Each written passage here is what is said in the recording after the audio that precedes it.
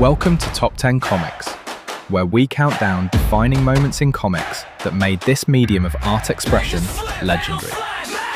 This is where the list begins.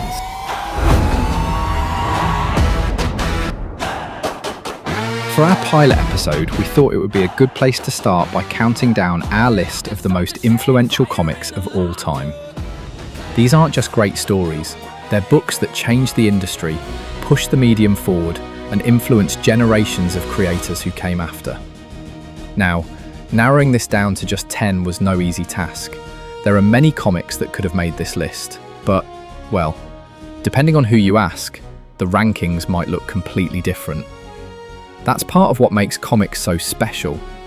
The history is deep, the impact is wide, and the conversation never really ends. And if there's a comic you think we missed, or one you feel deserves a spot, come let us know in the comments section. We want this channel to be a conversation as much as a countdown. Without further ado, let's dive in. Here are the top 10 most influential comics of all time.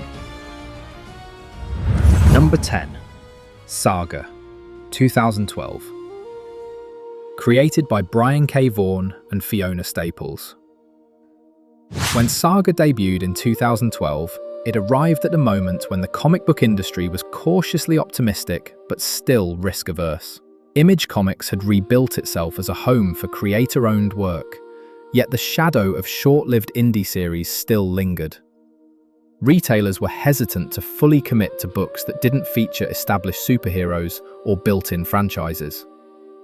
In that environment, Saga was not just a new series, it was a gamble. What made Saga immediately controversial was its refusal to play safe. The series blended science fiction, fantasy, war drama, romance, and dark humor into a single narrative that openly embraced explicit language, sexual imagery, and emotional brutality. Many retailers worried the content would limit shelf placement or alienate readers. Vaughan and Staples were aware of this resistance, yet they were firm in their stance. The book would be published without censorship, editorial compromise, or dilution of its voice.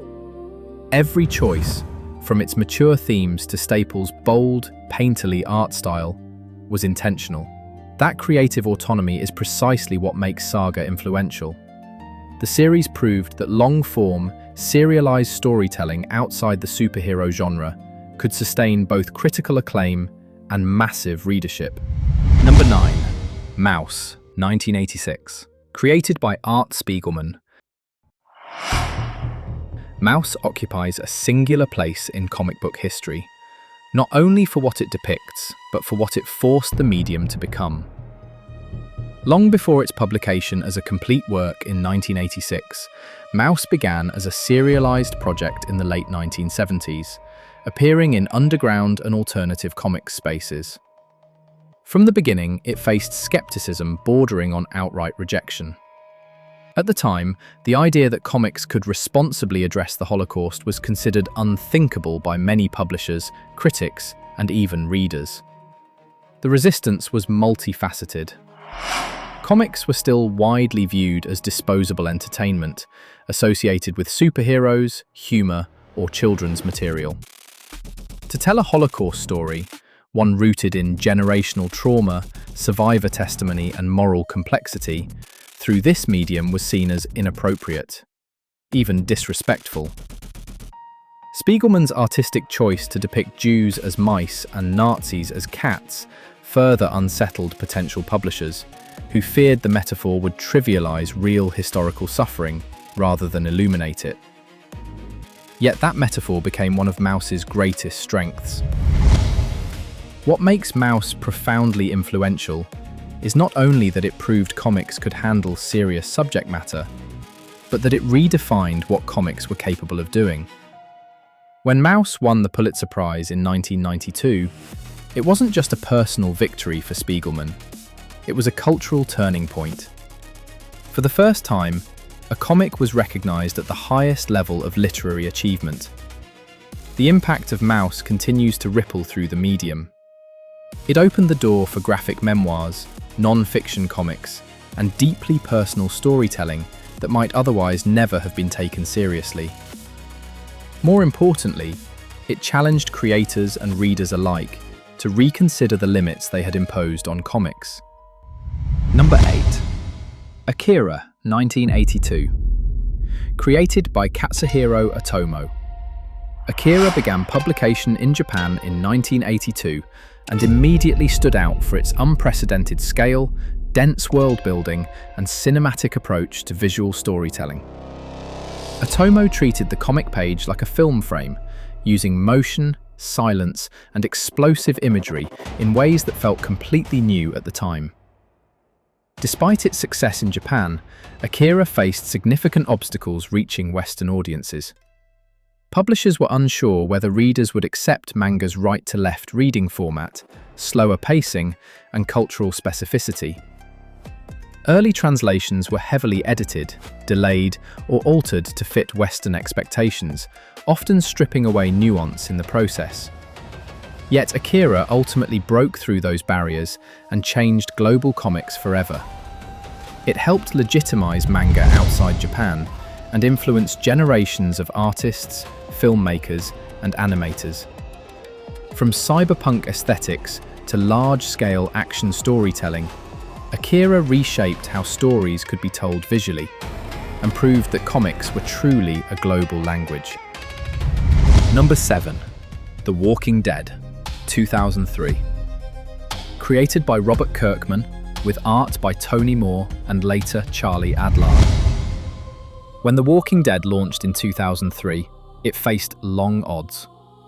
Black and white comics were widely viewed as a commercial risk. Horror was considered a niche genre, and long-form serialized storytelling outside superheroes had a history of failure.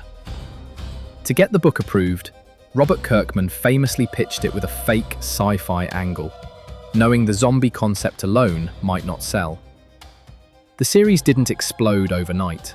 It grew slowly, issue by issue, relying on word of mouth and deep character work rather than spectacle.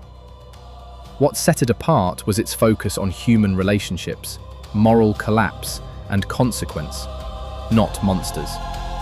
Death was permanent, choices mattered, and no one was safe. That approach redefined modern comic storytelling. The Walking Dead proved that creator-owned series could sustain long, emotionally driven narratives and successfully transition into other media. Its influence reshaped how comics, television, and genre storytelling approached long-term character arcs. Number 6. X-Men, 1963. Created by Stan Lee and Jack Kirby. When X-Men debuted in 1963, it struggled to find an audience. Sales were low, and readers didn't immediately connect with its themes of fear, alienation, and being born different. Unlike other superhero teams, the X-Men weren't celebrated, they were feared. That concept proved difficult to market. Eventually, the series was cancelled and reduced to reprints, seemingly destined to fade away. But years later, new creators reframed the mutants as powerful metaphors for real-world prejudice, discrimination, and identity. Suddenly, the X-Men weren't just superheroes, they were reflections of societal tension. That transformation made X-Men one of the most influential franchises in comics history. It demonstrated how genre storytelling could address complex social issues and evolve over time, proving that even failed ideas could become foundational when given room to grow. Number 5. Amazing Fantasy introducing Spider-Man. Created by Stan Lee and Steve Ditko, Spider-Man almost never happened. In 1962, Stan Lee was told that teenage superheroes didn't sell, that spiders repelled readers, and that heroes with real flaws would never work. With little to lose, Lee published Spider-Man as a one-off filler story in the final issue of a cancelled anthology series. The response was immediate and overwhelming. Readers connected with Peter Parker because he struggled with money, relationships, responsibility, and guilt. He wasn't a symbol of perfection, but of effort and failure. Spider-Man permanently changed how heroes were written. He shifted the focus from power fantasies to personal stakes, becoming the template for modern character-driven storytelling. Nearly every relatable superhero that followed owes something to this moment. Number 4. Batman: The Dark Knight Returns. 1986, by Frank Miller. When The Dark Knight Returns was released in 1986, it shocked both readers and publishers. Batman had long been associated with safer, mainstream storytelling, but Frank Miller presented a grim, aging hero in a politically charged, violent world. The tone was abrasive, cynical, and unapologetically dark. Many feared the book would damage the character permanently. Instead, it redefined Batman. Miller's vision reshaped how superheroes could age, fail, and confront their own legacy. The success of the book ushered in a darker, more mature era of comics. Its influence is still felt today, not just in comics, but in film, television, and how iconic characters are reimagined for modern audiences. Number 3. Watchmen, 1986. Created by Alan Moore and Dave Gibbons, Watchmen challenged the very foundation of superhero storytelling. Its dense symbolism, non-linear structure, and bleak worldview were unlike anything mainstream comics had seen. Some readers and publishers found it alienating, while others misunderstood its intent, seeing it as an endorsement rather than a critique. Alan Moore later expressed frustration with how the industry absorbed its surface elements while missing its deeper warnings. Despite that, Watchmen fundamentally changed how comics were written, analysed, and discussed. It proved that comics could sustain literary complexity, moral ambiguity, and formal experimentation. Decades later, it remains one of the most studied and debated works in the medium's history. Number 2. Fantastic Four Number 1, 1961. Created by Stan Lee and Jack Kirby. Fantastic Four was born out of uncertainty. Marvel was struggling, and Stan Lee was considering leaving comics altogether. Instead of following established formulas, Lee decided to write heroes who argued, failed, and felt like real people. There was skepticism about abandoning traditional superhero conventions, but the gamble paid off. Fantastic Four introduced flawed characters, family dynamics, and a shared universe that felt alive and interconnected. This book laid the foundation for the modern Marvel universe and permanently changed how superhero stories were told. Its influence extends beyond characters. It reshaped the structure of comic storytelling itself. Number 1. Action Comics Number 1, 1938. Created by Jerry Siegel and Joe Shuster. Before Action Comics Number 1 was published in 1938, Superman was rejected repeatedly.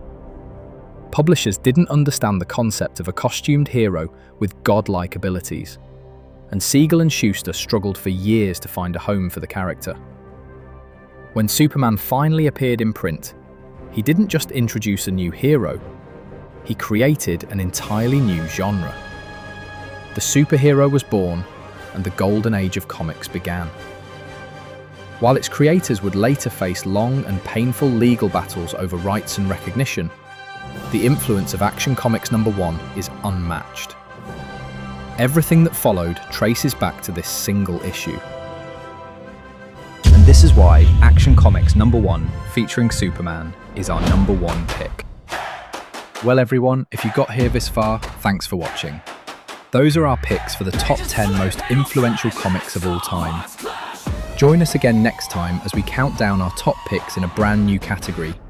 From influential creators and unforgettable characters, to genre-defining comics and the moments that changed everything.